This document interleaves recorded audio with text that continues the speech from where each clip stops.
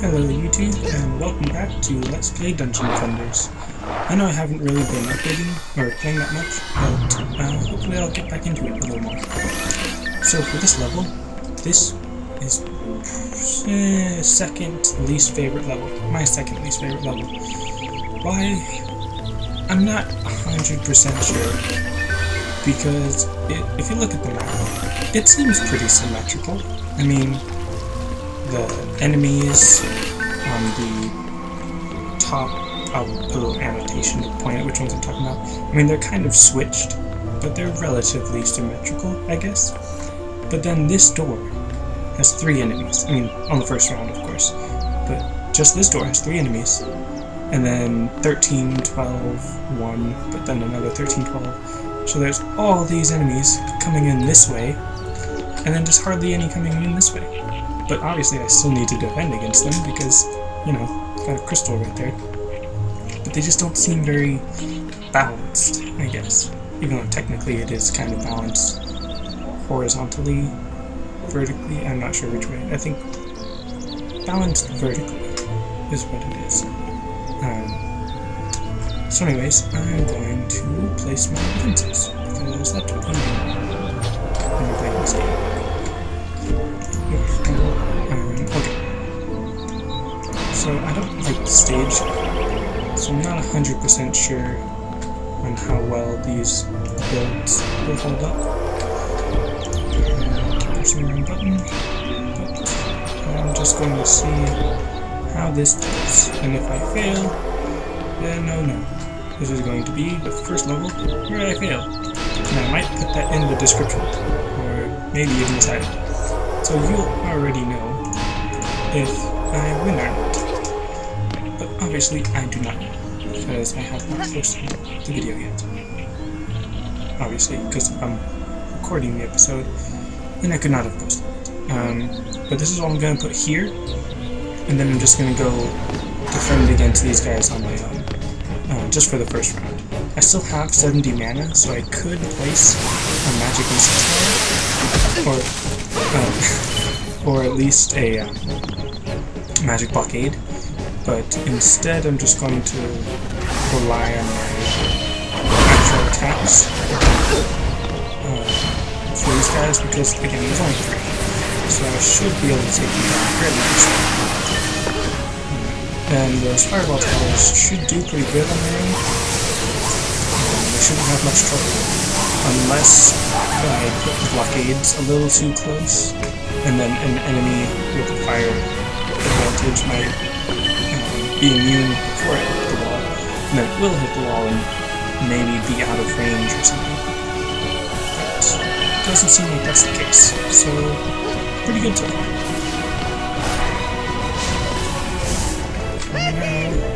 Lightning towers. They're definitely my favorite of the Aprentice towers. And again, I'm not sure if I actually said that there are different heroes you can choose. My plan is to get through the main story mode as the Apprentice on normal mode, and then start playing it back from the beginning as the Squire, the second hero that you can choose. Which, I mean, really, there's no real order of which heroes you can choose and when you play which one or anything. But just because in the order that they're presented to you, he's second, I consider him the second. Even though I play as him more, I think, than I do as any of the others. Now, the wyverns, I wasn't paying attention if it actually said that you should beware of the wyverns. But you should always check the billboards to make sure whether or not there are wyverns. So there's going to be coming from right here and right there, so I'm just going to have that fireball tower to defend against them, and lightning towers should be able to back them up if there's a fire type one. Now my fireball towers did pretty good on their own, and the lightning towers again should do good backup, because the magic blockade should allow the fireball towers to destroy any of the enemies, or all the enemies, but you never really know, so it's just good to be cautious. Now, one strategy that I saw someone else do when I was playing is place the lightning tower here, and then use your little magic blockade right there. That way, hopefully, everyone should attack that blockade, or at least the lightning tower, and then the lightning tower should be able to get all of them. That way you're not putting your defenses like right on the road and right in the way of the enemies, so that your towers shouldn't be attacked or hurt very much by the enemies.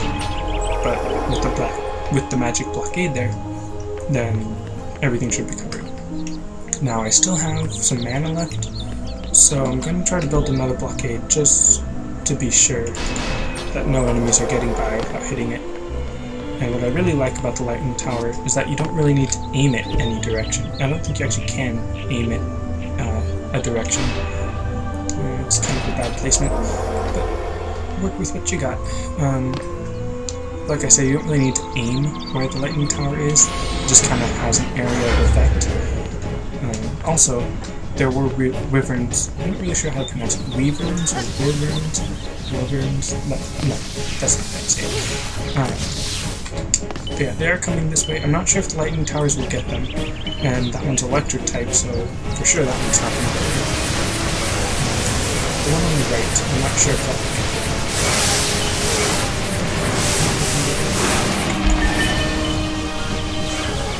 Okay, yeah. So that's good. But later, I'll put some fireball towers there to protect it. Yeah, that one is good. As well on this side. There's so many more enemies. Kind of this side. Blockades look a little hurt, which isn't really that big a deal. You shouldn't worry too much if you can barely see the difference, but because they were hurt enough to show that they had lost health, then I'd like to kill them by upgrading it. And really, I could have just repaired them for like 2 mana, but I prefer to upgrade them than to heal them, unless I'm running low on mana or I need the mana in some other build. And you can see even that left one doesn't look hurt, but I'm just going to upgrade it anyways for its symmetry and OCD and something like that. Because even if I'm not technically OCD, someone watching might, and it'd be nice to cater to them, I guess, if that's the right term.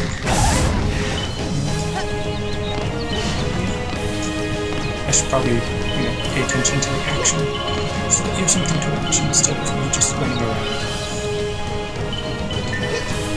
And 3 more enemies. There's 2. And I need to see. I like how the fireball towers just destroy them in 1 hit.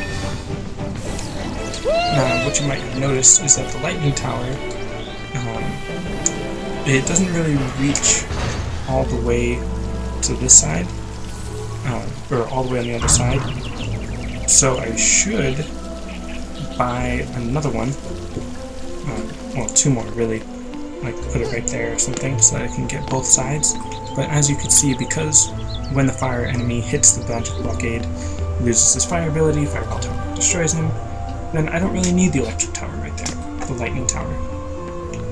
But what would be helpful is if I put a couple fireball towers here, kind of as a backup in case somehow the goblins get past my lightning towers, and then also for the wyverns, because they're not always hurt by the electric, or some of them are electric type, so they're not going to be hurt by the lightning tower, and they're not going to attack the magic blockade, because the magic blockades haven't done anything to them, so the wyverns will target the crystal before they target your defenses. So that's why I have the fireball tower there. If they are fire type and they get past the lightning tower, then that could be some trouble. But for right now, I'm good. Now, again, because I've played this level before, I know that there's going to be an ogre coming from that side. So what I'm going to do is place some deadly striker towers. Now again, I don't remember if I've shown you these yet, but they're basically snipers. Yeah, they're snipers. They have slow attack rate, but a lot stronger attack, and much better range. Now, I know I haven't shown you the tavern yet.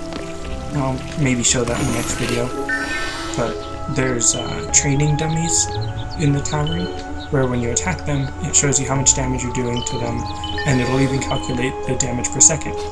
So that's really helpful when you're deciding which weapon to use or how good your towers are or something. I'm gonna put a lightning tower here just in case. It's probably gonna be unnecessary. And I have plenty of defense units, so that's fine. As I was saying, the training dummy, it's good to make sure which towers are actually doing more damage than others. And when you look at it, Magic Missile Blockade, even though it attacks a lot faster, and even though it attacks a lot faster than the Fireball Tower, because it does so much less damage, the Fireball Tower actually does more damage per second. But again, it does attack slower, so you might not want to use it when there's a huge crowd, I guess? Well, you do want to use it when there's a huge crowd, because it has splash damage and local damage. So overall, it's better than the Magic Missile Tower. Obviously, you need a Magic Blockade or Lightning Tower to back it up. Because solo, it's going to be missing some power, so that's not very good. And then on top of that, I'm pretty sure the Lightning Tower is only attacking one enemy, and it does less damage per second than a Fireball Tower or a Magic Missile Tower. But because it's a chain link, the lightning will actually, hit more than one person. So if you have that into the damage per second, then it does do more than the Fireball Tower. The one that was interesting to me was the Deadly Striker Tower, because I know that it does have a much slower attack rate, but again, a much higher damage. I just realized I just ran out of special heal or upgrade. But the Deadly Striker Tower does have a higher damage per second than any of the other towers. Maybe not the Lightning Tower if you consider the multiple enemies, but as far as Fireball Tower, when it's attacking one enemy, it does have much higher damage per second. Like I said, when you're attacking one enemy, it has higher damage per second. Because the Fireball Tower does have splash damage, when you're dealing with a big crowd, it is better to use the Fireball Tower than the Deadly Striker Tower. So when you're planning your strategies, if you know there's going to be a big crowd like this, use more Fireball Towers than Deadly Striker Towers. But because of bosses and ogres, you do want a Deadly Striker Tower, because they can really do a lot of damage to the ogres. Unfortunately, I don't know of any way, or I don't think there's a way, to make your target, or make your towers target a specific enemy.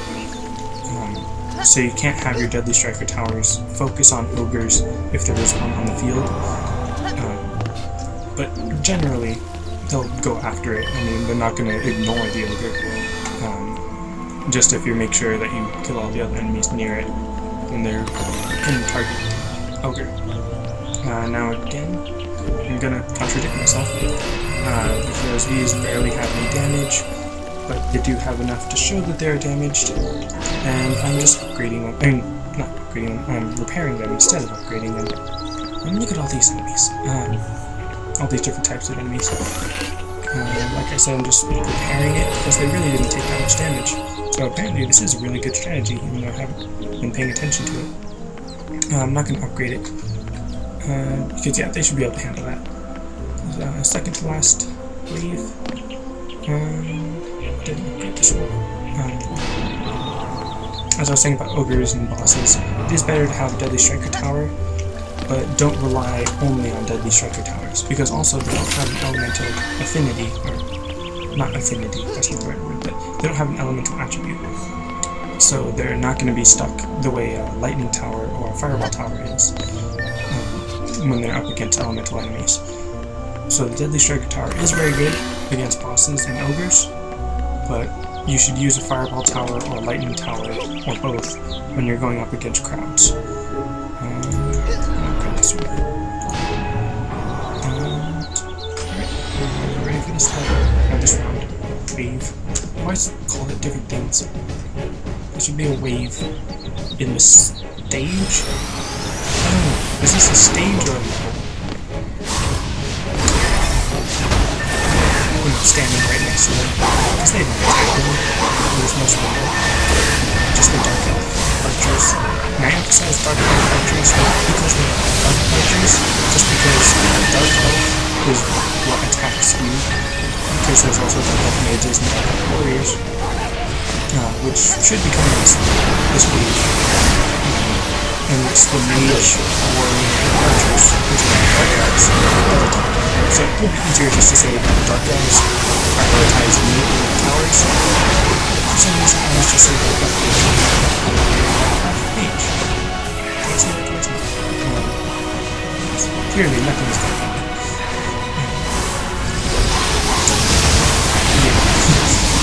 Not many minions. I'm not sure what happened. I always forget that I don't know. I'm so totally honest. When you're upgrading, don't press 5 on the upgrade button before you're done upgrading, because then you'll stop upgrading, as you can see. So when you're in a hurry and you're trying to upgrade a bunch of things really fast, it's better to click upgrade a little after you're done upgrading rather than a little before, because then all that time you spend upgrading will be for nothing. And I'm going to stop on so much more damage. I'm going to upgrade it, because, you know, so much more damage. Which means, what's called Cobalt can't really attack people before any of the others could get to it. Which is a little strange, because Kobolds usually only light their fuse once they've been attacked, rather than just whenever they spawn. It would be ridiculous if you had to make sure that they didn't light their fuse before they got to you or something. So maybe a Fireball Tower didn't kill them, or a Lightning Tower kind of hurt them but didn't get them all the way. Now I'm just going to look for another green gem, because I'm only 5 away from 400. And I don't want to accidentally pick up a 50 gem and then lose 45 of that.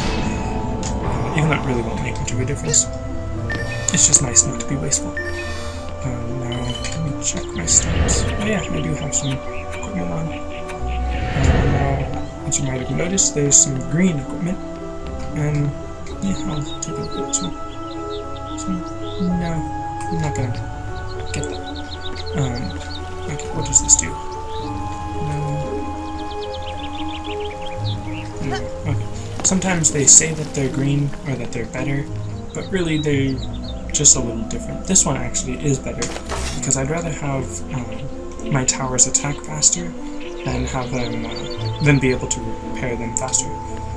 Now for this one, it says it's better because it gives me more damage resistance, gives me more health, and gives my towers +1 attack rate, but really I'd prefer to move a little faster, even if it's just by 4. So I'm not going to pick up that one. Let's see, this is going to be the final round, and now the ogre is going to appear. So I'm just going to collect the chests, and then that'll be it. Now, I've mentioned a few times just that you can play with other people, multiple people, and it brings more enemies. And then I also realized that I cut myself off in an earlier episode when I was talking with the boss. When you have multiple players, the way I left it, I kind of implied that there would be multiple bosses, but no, there's only one boss, but they get more health, which is understandable, I guess, because you can't, you know, just give yourself more bosses to fight. Just gonna start the round. But the boss does get more HP. Ogres, on the other hand, they stay the same. They don't get any more HP. But if you do have multiple people, I think it takes 4 people on this map to do it. But then an ogre appears on that side as well, which is really troublesome because most of the time, as you can see, I have more places on this side than I do that side. So, if an ogre was to appear there, I'm pretty sure it would, you know, destroy a lot of my defenses if it were to this side. Because my weapon is not very good compared to ogres and bosses. It's mostly just for the stats, which I don't know at all. The warriors coming from that side could have come from either one. I've usually seen it come from the right. It's left. Hopefully you better shut your time and pay attention and see that there's no goal. It's nice to shoot the weapons, but hopefully you better be better than shooting. So, kind of easy. Ogres.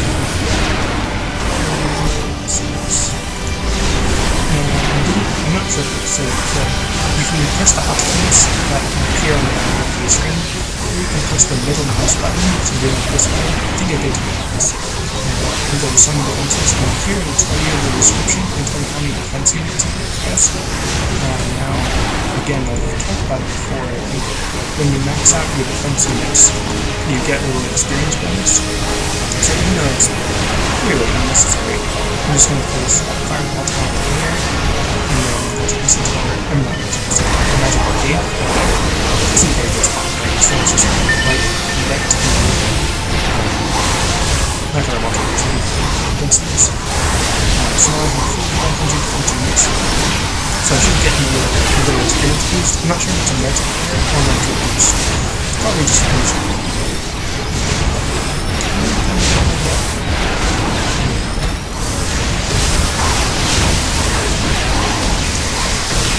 Yeah, so that used to give me an experience, and I had enough money to buy those 2 towers earlier, but, you know, I just didn't think it was that important to get a boost, because I don't want to make the game too easy for myself. So clearly, this was easy, even though I don't like the stage. I never dislike a stage because of its difficulty, at least not usually.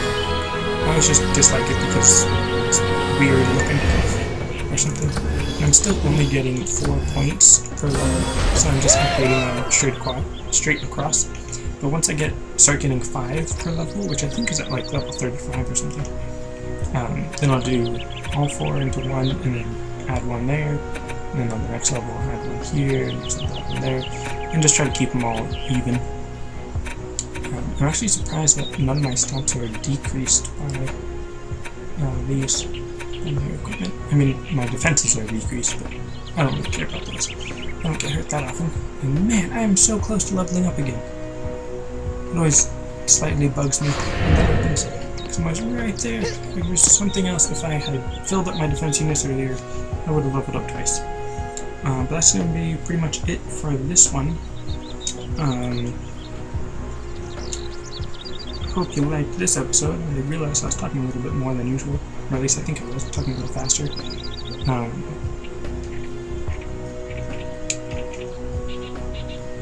And then I realized that sometimes I just kind of stop talking because I'm texting, which is bad manners, because, you know, I could probably just cut that out, but I'm too lazy to do that. Yeah, I already looked at all these. Much else in the video, just going to say thanks for watching, and